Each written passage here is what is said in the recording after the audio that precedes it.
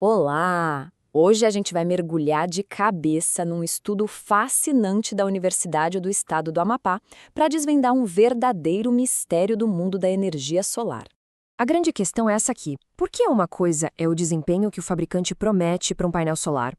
E outra, bem diferente, é o que ele entrega de verdade no dia a dia. É exatamente isso que a gente vai investigar, usando dados reais de uma casa lá em Macapá. Então, vamos direto aos números, que é o que importa. Olha só, o fabricante promete uma eficiência de 21,7%. Isso medido em condições perfeitas de laboratório. Mas na vida real, ao longo de um ano inteiro, o sistema que foi estudado chegou numa média de 16,9%. Existe aí uma diferença, um gap de quase 5%. Nossa missão aqui é entender para onde foi parar essa energia. E para achar as respostas, nosso destino é um laboratório a céu aberto, a cidade de Macapá, no estado do Amapá. E aqui está o nosso local do crime, por assim dizer. Uma casa de verdade, com 32 painéis solares instalados no telhado. Os pesquisadores passaram 12 meses coletando todos os dados de geração e de consumo de energia dessa casa. Isso tira a conversa do campo da teoria e traz para algo muito concreto. Bom, agora começa a nossa investigação. A gente vai identificar os principais suspeitos por trás desse roubo de eficiência.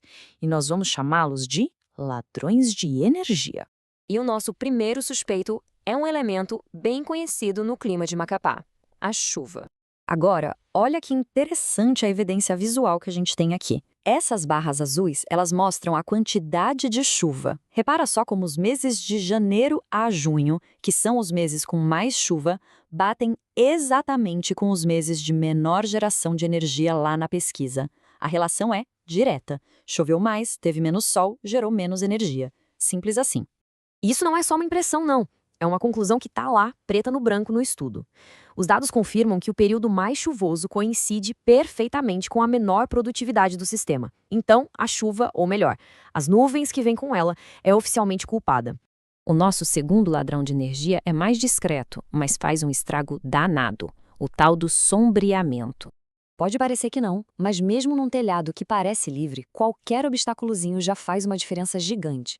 Lá no local do estudo, coisas como a muretinha em volta do telhado e as paredes da caixa d'água acabavam projetando sombras nos painéis, bem no comecinho da manhã e no fim da tarde. Isso acaba roubando horas preciosas de sol e limita o pico de eficiência do sistema a um período de só 5 horas por dia, mais ou menos entre as 10 da manhã e as 3 da tarde. Agora, vamos ao terceiro e talvez mais surpreendente ladrão: o calor em excesso. É isso mesmo, calor demais é ruim para a eficiência dos painéis. E essa imagem de câmera térmica ilustra o problema de um jeito que não deixa nenhuma dúvida. As áreas mais claras e quentes no painel mostram um acúmulo de calor impressionante, muito acima da temperatura do ambiente. E aqui está o número, 56,7 graus Celsius, na superfície do painel. Agora, pensem bem, a eficiência de fábrica é medida numa temperatura padrão de 25 graus. Essa diferença brutal de temperatura simplesmente derruba a capacidade do painel de converter a luz do sol em eletricidade. Ok, já identificamos os ladrões, mas fica a pergunta: para onde vai essa energia que não se transforma em eletricidade?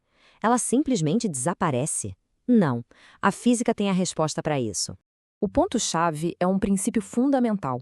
A energia nunca é criada nem destruída, ela apenas se transforma. Então, a energia do Sol, que não virou eletricidade, não sumiu. Ela teve que virar outra coisa. Este gráfico aqui mostra o destino final da energia do Sol que bate nos painéis. Só aquela fatia de 16,9%, a nossa média real, vira eletricidade, e os outros 83,1%. Bom, uma parte é refletida de volta, mas a maior parte é absorvida e transformada em quê? Em calor. É por isso que o painel esquenta tanto, chegando naqueles quase 57 graus que a gente viu. Agora vamos para a etapa final da nossa análise. Vamos ver como a eletricidade que foi gerada se compara com o que a casa realmente precisou e consumiu. Esse diagrama mostra todo o fluxo. A energia sai dos painéis, passa por um equipamento chamado inversor, que prepara ela para o uso na casa. E a parte que não é consumida na hora não é desperdiçada, não. Ela é injetada na rede elétrica da rua e isso gera créditos para o dono da casa. E aqui está o balanço final da operação. Em média, o sistema gerou quase 2.100 kWh por mês. A casa, por sua vez, consumiu cerca de 1.900. O resultado? um excedente, uma sobra, de 190 kWh todo mês que foi para a rede.